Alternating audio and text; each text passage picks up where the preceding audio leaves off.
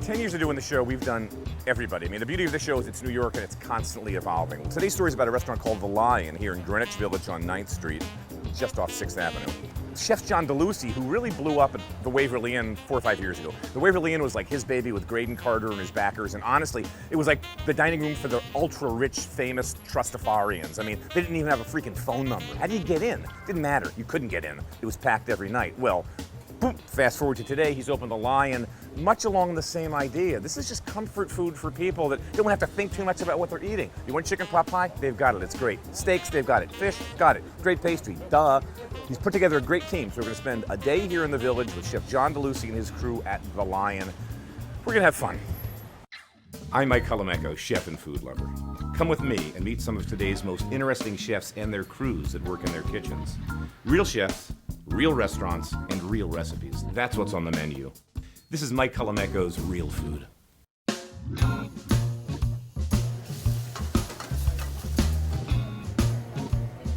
There you go.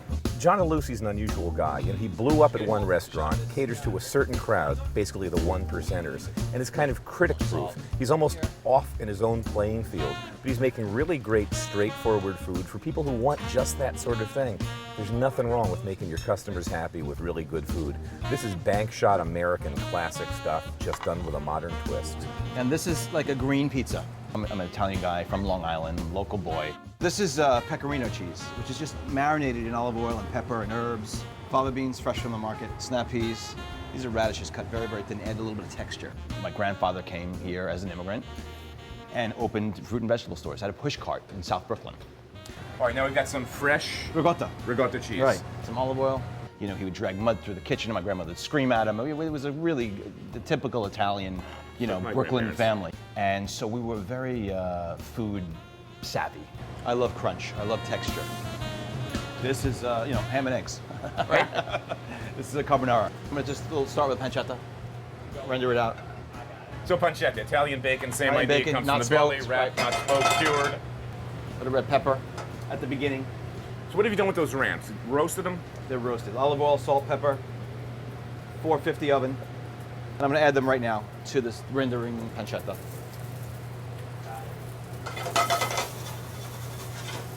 That smells good, right? Smells good. Yeah. And I'm gonna just, these are the tops. These are Have raw. great flavor. Yeah. Quick julienne. Just let them wilt. That's it. We have a little bit of that Pasta pasta water water in because it's got a little starch in it. Exactly right. Maybe a little bit more. Very scientific. Yeah, everything's measured. This is molecular gastronomy. Yes, it is. And at this point now, add my yolk. Egg yolks, and the egg yolks thickening agent here. It's the Exactly right. liaison. Parmesan Reggiano. And there you have it. And it's really the perfect Yeah, consistency. it's great. The pasta's picked it all up. It's the perfect temperature. So this is perfect. There's no sauce swimming on the plate. No. All the sauce has been bound up on the pasta the way it should be. It should be, yes. I am Italian, you know. I remember that. That's pretty good, right? And you get some of those raw. I mean, it's just verde. great. You got that garlicky onion thing going.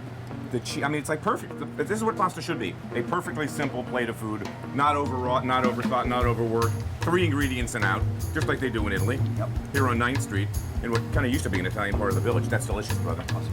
Everything was They should come together.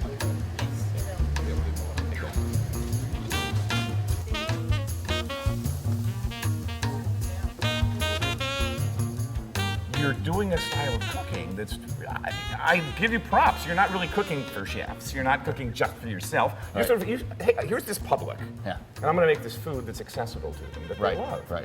And it's a very specific public that you're cooking for. So how did you get? So you go from Nick and Tony's to the Waverly. How did Graydon Right. tap you for the Waverly? Well, we tapped him. I found the space.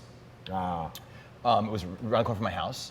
I saw a for rent sign. It was like, I couldn't believe that place was for rent. Wow. I brought Sean McPherson in from he was a former employer of mine. And the landlord said, hey, you know, Graydon lives 2 doors down, was looking at this space as well.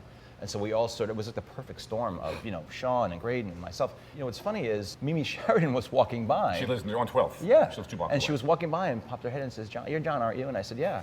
And I said, she says, you know, you need to have biscuits here. You must have biscuits.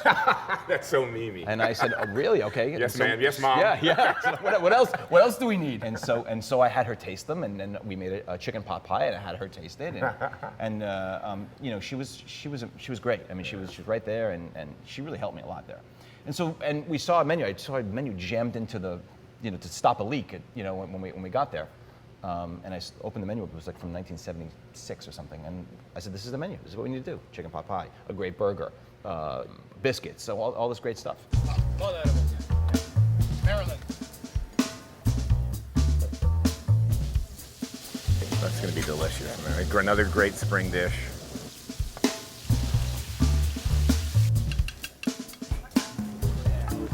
It's like one of my favorite things in the world. One of the greatest American delicacies. I mean, you got that creamy, look at that on the inside. You get this like creamy crab. You see that shot? That's beautiful. That's ridiculous. And the meat's delicious, the shell's delicious. It's been tempura fried, it's greaseless.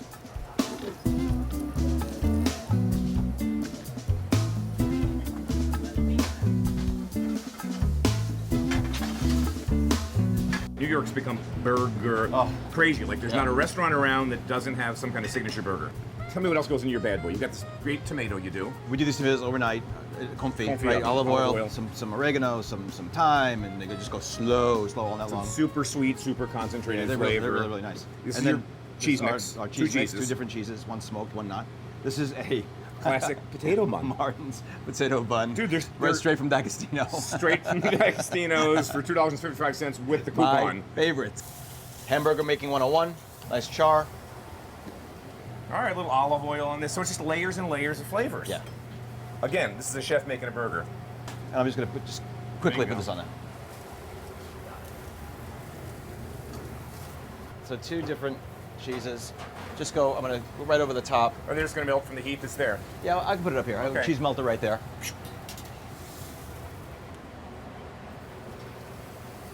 All right, salamander, AKA the cheese melter. And I'm gonna just heat up these onions real quick.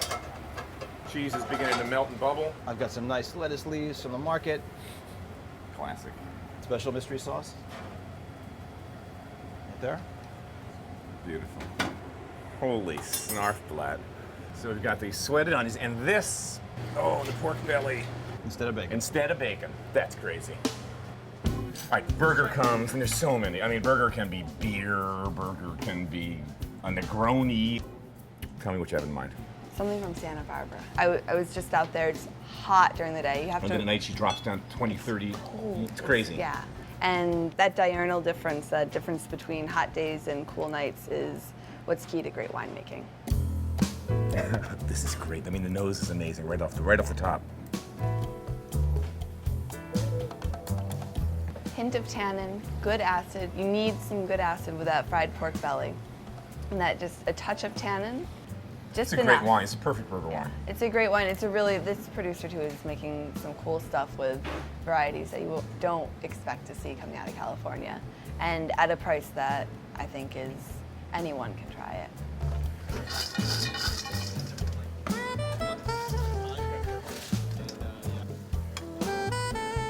So we got these gorgeous heirloom carrots. Yeah. Olive oil, salt, pepper, screaming hot oven. And that's what you get, Reggiano Parmesan on top. Delicious, man. You can just know that just screams taste and good for you.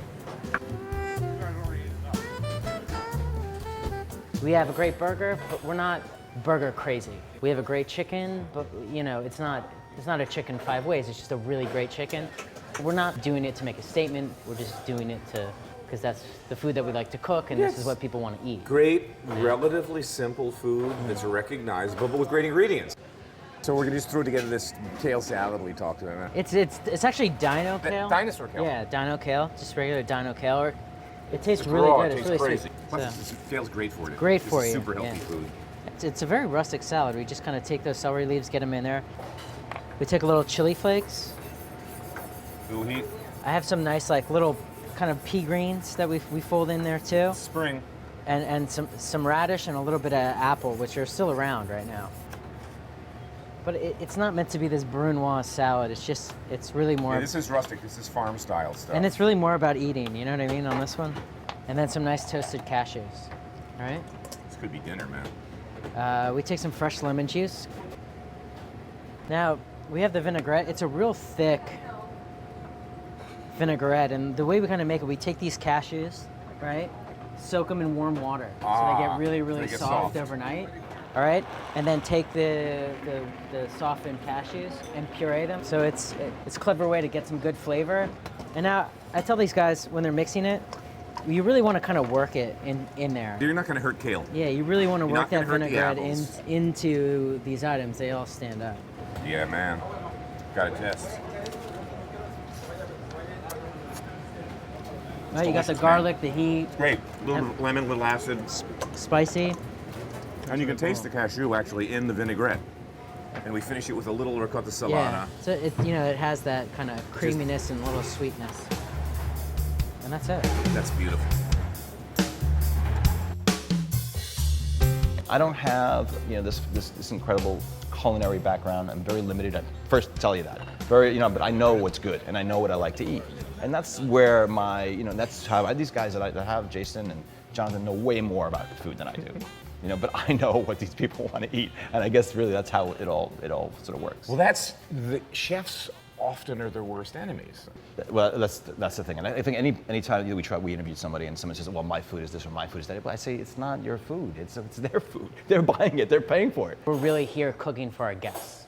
We're not cooking for ourselves. We're really, trying to make it interesting for us and the cooks in the kitchen, but also it kind of gets back to basics as to what a restaurant really should be. It should be really, really honing in on what those customers really want.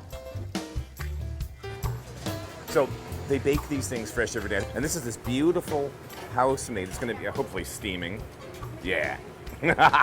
There's great breads in New York these days. But how cool to get this wonderful little, tiny little herbed. Oh. It's like heaven, man.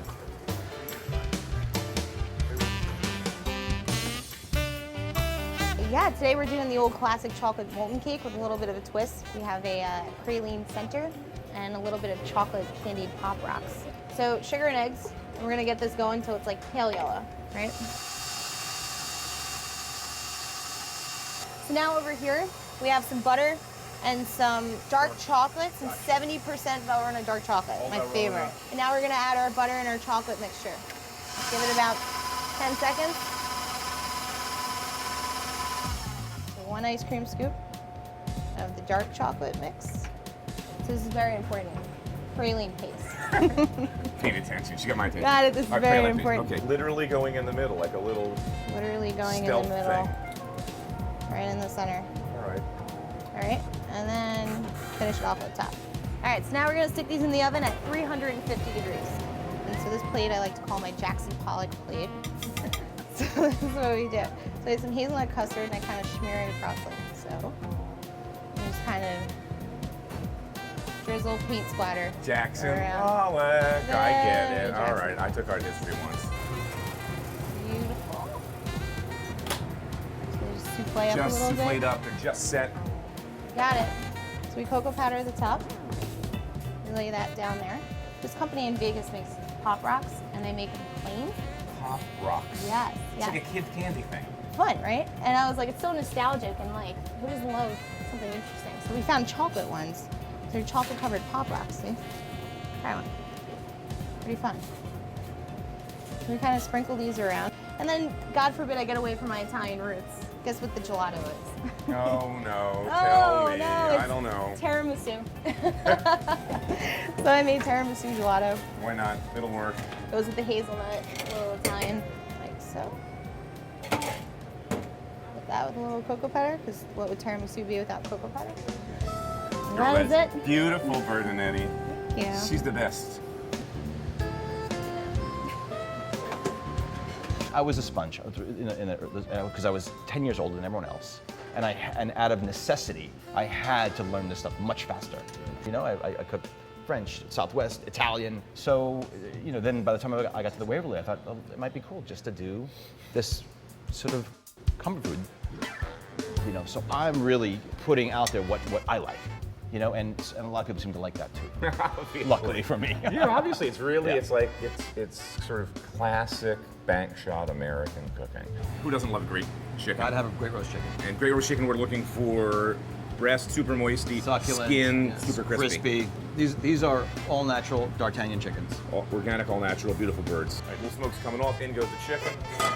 Drop it away from us so we don't get burned. There you go. Just And then leave it alone. These are the thighs that have been Confit. That's gonna go on the grill. But on the edge, because you don't want too much heat. You just Yeah, want it to it's cooked already. Cannellini beans. Really Italian. Really Italian. I mean, you grew up Carrots, like my grandmother. When I onions. see this, I think of my grandmother. Celery, you can see it's all in there. Garlic. That's hot. This is some brown stock. I'm just gonna take this. This is a roasted tomato. That's just gonna hang out in there, get hot. I'm gonna walk over to the convection oven now. There you go. That's what we want, crispy, crunchy. We're almost there. I have the sauce here for this is the beans, the cannellini beans, the roast tomato. I'm gonna add nettles to this. Nettles, man. It's spring in New York. We're confident. Oh, man. That's pretty. That is pretty. But there's a lot of moisture in there, and it was one side only, so it literally puffed up. We've got this gorgeous crisp skin. Yep. It's just like a sheet now. And again, it's just chicken, brown chicken stock brought down to gloss, a little bit of olive oil, nettles, white beans that have been braised with mirepoix, carrots, celery. Tomatoes back. And just a little bit of the spring mix nuzzled in there. Yeah, some beautiful microgreens really early from the market. Glaze them up with a little olive oil.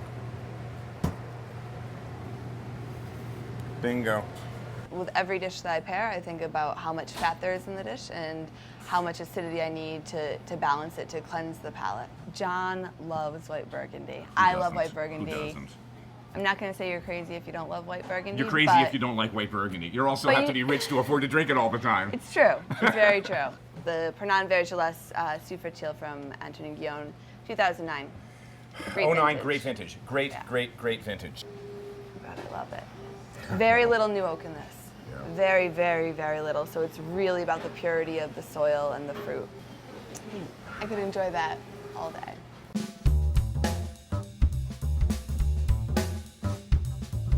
This is an amazing space too. You know, heart of the village. Yes. You know, we wanted to do a place that looked like it was here for a long time. This is the thing, I love old, I'm a New Yorker to the core. I mean, I probably, there's no doubt about that, looking at me. But I mean, I like to go to Grand Central Station, or the Oyster Bar. Right. I like Delmonico's. Yeah, this has this feel. It has this New York patina. Well, it's been here, Yeah, this too, this is 1900. It's not me. It's not any one thing. It's you know, it's the sum of the parts. It's accessible food. It's, you know, you come in and there's nothing there surprises you. Then you order something and you go, oh wow, it's really good. I want to come back here. You know, we're not really challenging anybody in a gastronomic way, but we're just not presenting the food in a way that's scary. You know, you come and you get a great burger, the best burger maybe in New York. I don't know. You sit and it's comfortable, and maybe you see a famous person or two, and the bill comes and you're not destroyed. And so I mean, if there's a secret to it, maybe that's the secret. John DeLucie, man, quite a story.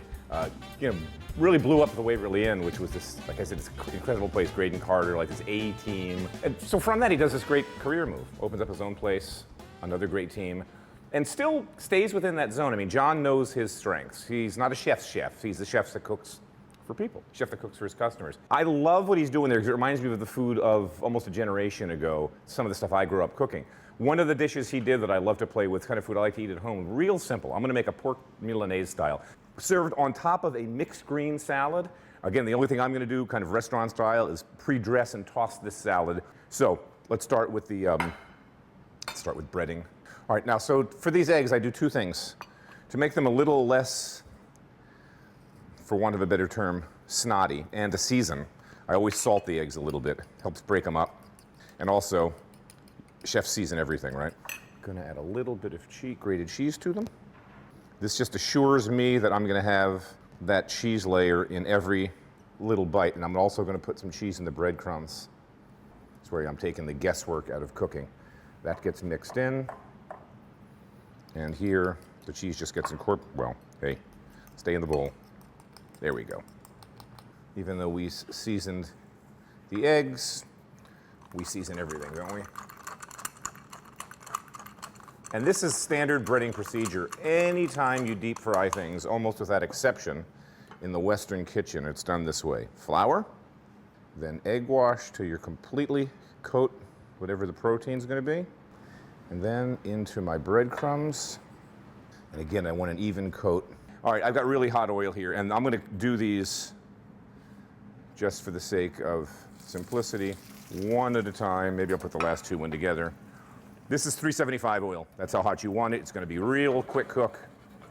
Get the first side brown, give it a turn. Bingo. Cooked to golden perfection, just like they say up and down the Jersey Shore. Now we'll put these other two in because that oil is hot, hot, hot. I'm not worried about losing the temperature.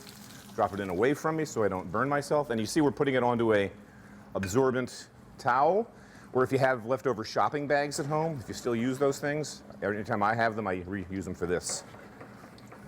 And you know, when you fry food correctly at the right temperature, everyone thinks it's greasy. It really isn't.